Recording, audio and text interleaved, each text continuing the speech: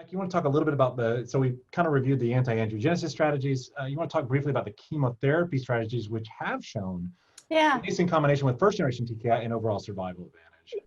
yeah. So, as you mentioned, those actually have shown OS benefit, and there were two papers that are published. One, Naranda et al. From Tata Memorial, and the other, Hosomi et al. That was NEJ009. Both studies looked at the comparison of gefitinib versus gefitinib with chemotherapy, carboplatin, pemetrexed, really.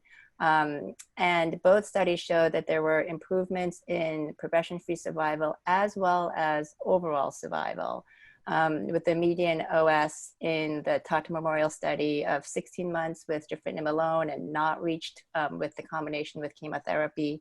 And then in the NEJ001, the median OS was 38 months with gefitinib alone and 50 months with the combination with chemotherapy.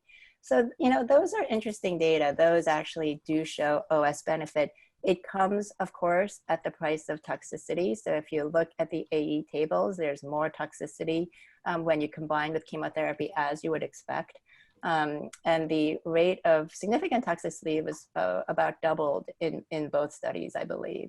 So again, one of the issues with these studies is that when you look at the post-progression treatment, very few patients got what we would consider the optimal TKI treatment with osimertinib. And so what exactly happens in the post-progression setting in people who, for example, in this country would be offered OC, we don't know. And as I think somebody alluded to before, there is a study of OC versus OC with chemotherapy, which really I'm waiting for the data to make a decision about whether that should be considered or not. In my mind, the increased toxicity is real. There's such a huge quality of life benefit to being on TKI alone that it's hard to jump on these first generation combinations just yet.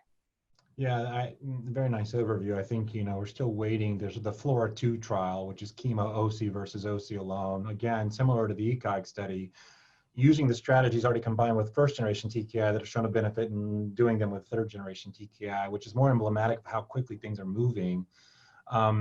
Josh or Luda, Josh, I'll start with you. Anytime you would think about adding chemo to OC prior to the data coming out, there are a few investigators out there who will do this from time to time, few thought leaders that will do this. Any thoughts? I think that chemotherapy plus TKI, I'm quite optimistic that the FLORA-2 study will be positive. And I think that the combination is intriguing. Would I do it now in the absence of a clinical trial? No. I sometimes give it after progression on osimertinib. I'll graft chemotherapy onto that, but that's a different question. I think this is an intriguing option. I would use the chemotherapy plus gefitinib if I didn't have access to osimertinib. I think it's clearly would be my second choice if I didn't have access to osimertinib. Okay. Yeah, I think I would agree. I think all these points are well taken, and we'll have to see how it all shakes out in FLORA-2 and in the cooperative group trial before making, at least for me, routine decisions for this.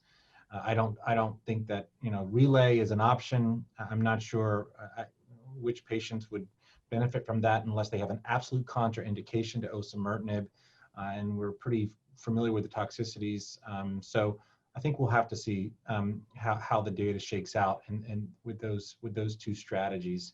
One comment I'll make is that I think there has been I think one thing that these studies highlight is that chemotherapy is good treatment as well as TKI. And I think there's been a little bit of a reluctance sometimes. I have some patients who are very kind of like, I love being on a TKI. I'm really not enthusiastic about chemotherapy. And I think one thing we have to have the conversation with our patients about is, chemo works, and people with driver mutations still should be getting chemo. Now, whether it's upfront in combination versus at some sequence down the line, I think that still needs to be worked out. But chemotherapy is definitely part of what we should be using to treat patients with driver mutations. Yeah, I agree. I think for now, chemotherapy is here to stay for many of these patients, either as first line, but most oftentimes second or third line after TKI exhaustion.